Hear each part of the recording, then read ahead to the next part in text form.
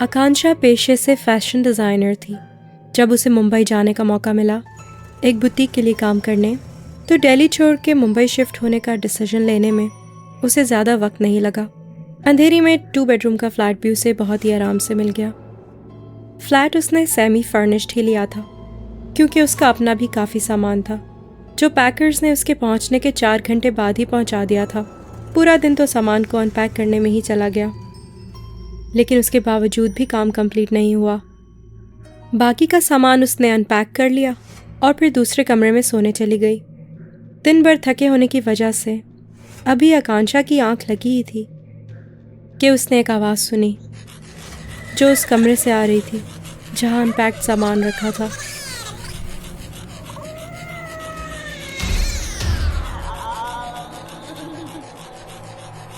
आकांक्षा जब दबे पांव कमरे में पहुंची तो उस वक्त भी उसे वही आवाज़ सुनाई दे रही थी।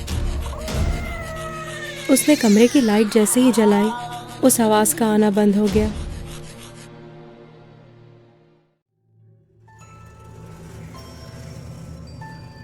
आकांक्षा को लगा कि जो कुछ भी हुआ वो उसका वहम था, इसलिए उसने कमरे की लाइट दोबारा बंद कर दी। पर जैसे ही उसने लाइट ऑफ की, वो आवाज़ दोबारा से उसके कानों में गूंजने लगी। उस वक्त आकांक्षा को यकीन हो गया कि ये उसका वहम नहीं हो सकता। आकांक्षा ने कमरे की लाइट दोबारा जलाई और अपनी नज़र कमरे के चारों तरफ दौड़ाई। फिर अचानक न जाने उसको क्या सूझी कि उसने सामान के सारे बबल रैप्स निकाल के कमरे के बाहर रखे डस्टबिन में फेंक दिए।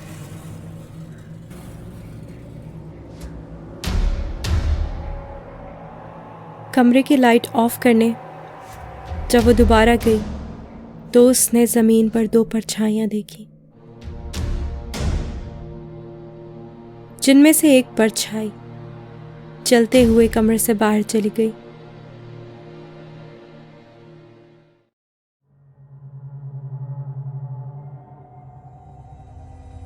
आकांक्षा का गला डर से सूख गया था। वो डर के मारे भागते हुए अपने कमरे में गई और तभी उसकी अम्मी का फोन आया।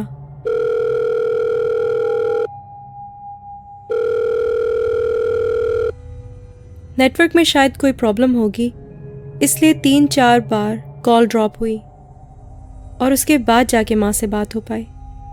आकांक्षा ने रोते रोते सारी बात अपनी माँ को बताई, जिसे सुन के माँ ने कहा कि बेटा, इसमें घबराने की कोई बात नहीं है।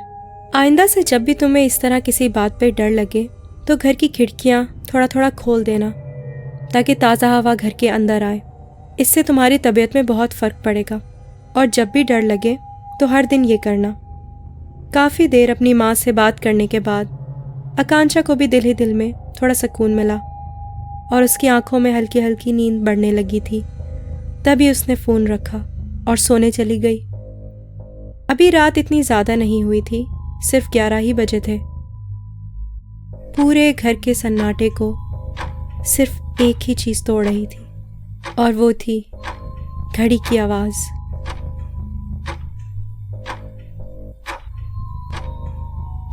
कि ठीक उसी वक्त घर की डोरबेल बजी। आकांक्षा डरी हुई तो थी ही और सोच रही थी कि क्या पता कौन हो दरवाजे पर।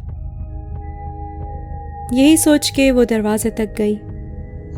घर में सिक्योरिटी सिस्टम इंस्टॉल था। उसने जल्दी से जाके सिक्योरिटी मॉनिटर पर देखा तो उसको लगा जैसे बाहर कोई औरत खड़ी है।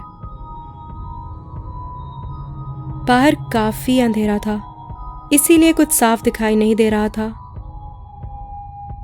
बाहर कौन है ये देखने के लिए आकांक्षा ने दरवाजे के बाहर की लाइट जलाई। पर जब उसने लाइट जलाई तो अब बाहर मॉनिटर पर कोई नहीं दिखाई दे रहा था।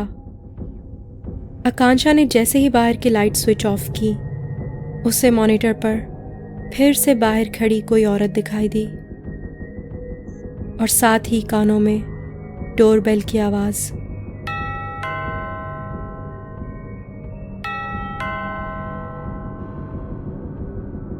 आकांक्षा को तो जैसे 440 वोल्ट का झटका लगा हो। वो तो वहां से हिल ही नहीं पा रही थी और बस पागलों की तरह उस मॉनिटर को देखे जा रही थी, हैरानी से। अब डोरबेल के साथ साथ जोर जोर से किसी के दरवाजे को खटखटाने की आवाज़ भी आकांक्षा के कानों में गूंज रही थी। पर पूरी कोशिश के बावजूद भी वो वहां से हिल नहीं पा रही थी। आकांक्षा का ध्यान तब हटा जब उसके पॉकेट में रखा फ़ोन अचानक बजने लगा।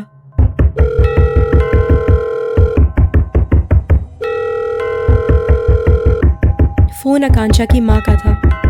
आकांक्षा ने जैसे ही फ़ोन उठाया, डोरबेल की आवाज़ और दरवाजे को खटखटाने की आवाज़ अचानक बंद हो गई।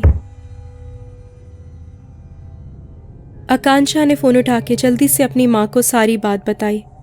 आकांक्षा बहुत ज़्यादा घबराई हुई थी और उसकी आवाज़ तो जैसे डर के मारे कांप रही हो। आकांक्षा की माँ ने आकांक्षा की हालत को देखते हुए कहा कि बेटा, इस तरह घबराने से कुछ नहीं होगा, तुम्हारी तबीयत और ख़राब हो जाएगी। इस बात से फ़ौरन अपना ध्यान हटाओ। शायद तुम बहुत ज़्यादा थकी हुई हो, इसीलिए तुम्हारे जहन में अजीब व गरीब ख्यालात आ रहे हैं। रात बहुत हो चुकी है, बस फ़ौरन अपने कमरे में जाओ